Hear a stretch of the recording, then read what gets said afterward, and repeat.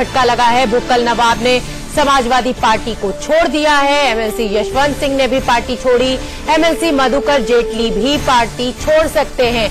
बुक्कल नवाब BJP में जा सकते हैं, ऐसे कयास लगाए जा रहे हैं। सबसे बड़ी खबर हम इस समय की 11 बजे की आपको दे रहे हैं। क्या कहना है बुक्कल नवाब का इस पूरे जो उन्होंने इस्तीफा दिया है वो सुनते हैं।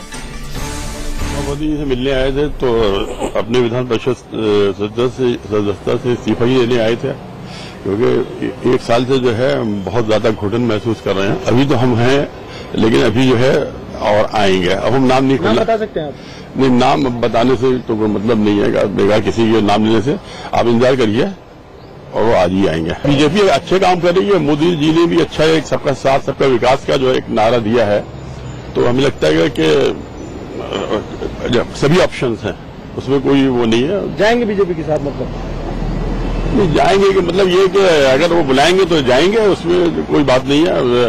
और योगी जी भी जो है उन्होंने भी जो अभी काम कर रहे हैं वो अच्छे ही काम कर रहे हैं। उन्होंने ऐसा कोई जितना भी घोटाले और जिस तरीके से जो कुछ भी चल रहा था वो तो अभी आपको हमें लगता है कि ये 3-4 महीने के अंदर कहीं पर कोई घोटाला तो नजर नहीं आया होगा। कम से कम इतना तो है। तो आपने सुना बुक्कल नवाब को। हमारे साथ हमारे संवाददाता अरविंद चतुर्वेदी जुड़ गए हैं। अरविंद, जिस तरह से सुना अभी हमने बुक्कल नवाब को, वो कह रहे हैं सबका साथ सबका विकास, क्या माना जाए? सब छोड़ के बीजेपी में ही जा रहा है पूरा विपक्ष? निश्चित रूप से शोभना, ये स्पष्ट हो चुका है कि बुक्कल नवाब, यशवंत सिंह और मधुकर जेटली ने राह अपनी चुन ली है। ये लोग भारतीय जनता पार्टी का दामन थाम सकते हैं। आज अमित शाह का 3 दिनों का दौरा है लखनऊ का, और मैं समझता हूं कि लोगों की बातचीत लगभग हो चुकी है और शायद इसीलिए इतने कॉन्फिडेंट हैं। इसके अलावा मैं महत्वपूर्ण बात शोभना आपको और बता दूं कि जो लोग मुलायम सिंह यादव के समर्थक थे, करीबी थे, शिवपाल यादव के समर्थक थे, करीबी थे, वो विधायक भी कहीं न कहीं पार्टी छोड़ने की स्थिति में है, क्योंकि अखिलेश यादव के साथ उनको लगता है कि वो सम्मान उनको नहीं मिल रहा है, पार्टी में वो जगह नहीं मिल रही है। ऐसे तकरीबन 4 से 5 विधायक हो सकते हैं। और पिछले दिनों जिस समय राष्ट्रपति का चुनाव हो रहा था, पार्टी की राष्ट्रीय अध्यक्ष के अपील के बाद भी उन्होंने कोविंद को वोट दिया, मुलायम सिंह यादव ने भी कोविंद को वोट दिया। और इनके साथ के जो लोग हैं, मुझे लगता है कि अब लाइन तय हो गई है। इसके पहले शिवपाल सिंह यादव 2 बार राष्ट्रीय अध्यक्ष अमित शाह के साथ मुलाकात कर चुके हैं। तो अब मुझे लगता है कि जो ये 3 दिनों का जो प्रवास है अमित शाह का, इसमें समाजवादी पार्टी के कई नेता भारतीय जनता पार्टी की राह को, भारतीय जनता पार्टी के दामन को पकड़ सकते हैं। बिल्कुल अरविंद, आप हमारे साथ बने रहिए। सबसे पहले हम अपने दर्शकों को सुनवा दें बीजेपी नेता सिद्धार्थ नाथ सिंह का क्या कहना है इस पूरे मसले पर। महत्वपूर्ण दौरा है और संगठन की दृष्टि से बहुत महत्वपूर्ण है। और राष्ट्रीय अध्यक्ष जब आ रहे हैं तो जब सरकार हमारी है तो संगठन और सरकार का तालमेल अच्छा हो, जो केंद्र की योजनाएं हैं वो किस तरह से नीचे तक की क्रियान्वित हो सके उस पर भी देखा जाएगा। तो हर चीज को देखते हुए एक बहुत महत्वपूर्ण है और इससे एक नई ऊर्जा और बल भी मिलता है। बुक्कल नवाब ने आज इस्तीफा दे दिया है। अब उनकी जो मजबूरियां हैं वो बढ़ती जाएंगी। अब उन्होंने जो इस्तीफा दिया है उसका कारण तो अब अखिलेश यादव जी को ही समझाना पड़ेगा। समाजवादी पार्टी ने सीमाओं बड़ा लाठियां चलवाई थी और मोदी जी की और योगी जी की बड़ी तारीफ करूंगा, हमारे विकल्प खुले। अब ये मैं फिर से कह रहा हूं कि उन्होंने इस्तीफा दिया, उनका निर्णय है, मगर अखिलेश यादव जी को बताना पड़ेगा कि उनकी कठिनाइयां क्या हो रही हैं। तो अरविंद, सिद्धार्थ नाथ सिंह ने भी बॉल जो है वो अखिलेश के पाले में डाल दी है कि उनकी दिक्कतें उन्हें खुद बतानी पड़ेंगी। दूसरी तरफ बुक्कल नवाब कह रहे हैं कि जिस तरह के घोटाले हो रहे थे, योगी आदित्यनाथ अच्छा काम कर रहे हैं। तो एक तरह से सीधा साफ इशारा है कि अब वो बीजेपी में जल्दी ही शाम तक या कल सुबह तक हमें ये खबर मिल जाएगी कि वो बीजेपी में शामिल हो चुके हैं।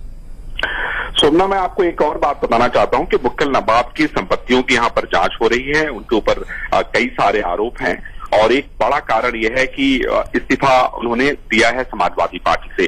दूसरी तरफ अगर आप देखें कि जब से राष्ट्रीय अध्यक्ष अखिलेश यादव हुए हैं तब से शिवपाल के जो करीबी लोग हैं, मुलायम सिंह यादव के जो करीबी लोग हैं, वो पूरी तरीके से हाशिए पे चले गए हैं। उनको कोई बहुत बड़ी जिम्मेदारी नहीं दी गई है, उनको कोई ऐसा काम नहीं दिया जा रहा है जिससे वो अपने आप को समाजवादी पार्टी में बेहतर समझे। और मुझे लगता है कि लगातार बातचीत का ये नतीजा था कि अब उन्होंने ये तय कर लिया है कि ये सही वक्त है, क्योंकि 3 दिन राष्ट्रीय अध्यक्ष अमित शाह लखनऊ में रहेंगे, तकरीबन 27 मीटिंग्स अलग अलग करेंगे वो। और मुझे लगता है कि इन लोगों की बातचीत हो चुकी है। बिल्कुल अरविंद, ये बिल्कुल साफ ये भी हो सकता है कि कुछ पर्सनल एजेंडा हो, क्योंकि उनकी संपत्ति की जांच चल रही है, तो उनको ये सेफ लगा हो बीजेपी के साथ जाना, और ये समाजवादी पार्टी छोड़ने का एक बड़ा कारण भी हो सकता है। हालांकि अभी इस बात का खुलासा नहीं हुआ है। बहुत बहुत धन्यवाद आपका इस पूरी जानकारी के लिए। समाजवादी पार्टी से लेकर कांग्रेस तक मोदी इफेक्ट दिख रहा है। समाजवादी पार्टी के 2 एमएलसीओ ने पार्टी छोड़ दी है। माना जा रहा है कि दोनों बीजेपी में शामिल हो सकते हैं। वहीं कांग्रेस गुजरात में पार्टी में टूट से बचने के लिए 40 विधायकों को बेंगलुरु भेज दिया गया है। तो कहीं न कहीं पूरा विपक्ष जो है वो बिखरता हुआ दिख रहा है, और जिस तरह की राजनीति अमित शाह और मोदी कर रहे हैं वो जा रहे हैं सभी विपक्ष के लोग इनकी तरफ। और ये 3 तस्वीरें हम आपको दिखा रहे हैं। पार्टी टूटने के डर से विधायकों को एक जगह इकट्ठा करके ले जाया गया। अहमदाबाद, राजकोट से ये सभी रवाना हुए हैं और 40 के 40 एमएलए बेंगलुरु पहुंचे हैं। ऐसा भी कहा जा रहा है कि इनके फोन्स ले लिए गए हैं, इनको एक रिजॉर्ट में रुकाया गया है। कहीं ना कहीं गुजरात कांग्रेस डरी हुई है कि जिस तरह से पिछले 24 घंटे में 6 लोगों ने, उनके 6 विधायकों ने इस्तीफा दे दिया, तो कहीं और आगे और टूट फूट ना हो।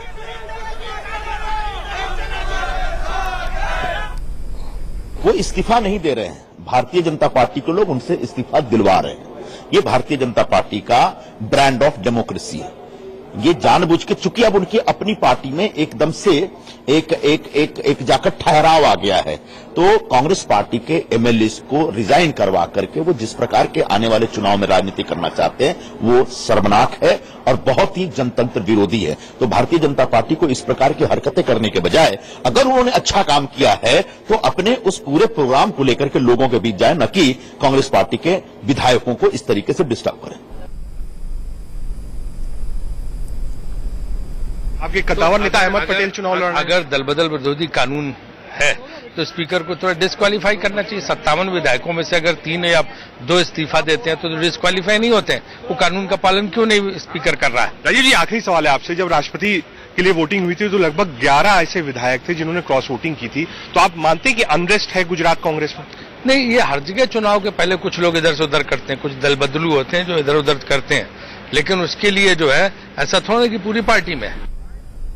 तो पूरी कांग्रेस में कहीं ना कहीं बौखलाहट देखने को मिल रही है। जिस तरह से गुजरात में टूट बचाने के लिए पार्टी कोशिश कर रही है, अपने सभी विधायकों को एक जगह ले गई। दूसरी तरफ समाजवादी पार्टी के बड़े नेता भुक्कल नवाब जो है उन्होंने इस्तीफा दे दिया और ऐसा कयास लगाया जा रहा है कि वो भी बीजेपी में शामिल हो सकते हैं। और अमित शाह लखनऊ पहुंच रहे हैं अपने 3 दिन के दौरे में। ऐसे में उम्मीद की जाती है कि भाई जल्दी ही कोई ना कोई घोषणा भी हो जाएगी उनको लेके। और भी कई नाम यूपी से सामने आ रहे हैं जो इस्तीफा दे सकते हैं और बीजेपी में शामिल हो सकते हैं। तो कहीं ना कहीं पूरा विपक्ष जो है वो बिखरता हुआ दिख रहा है।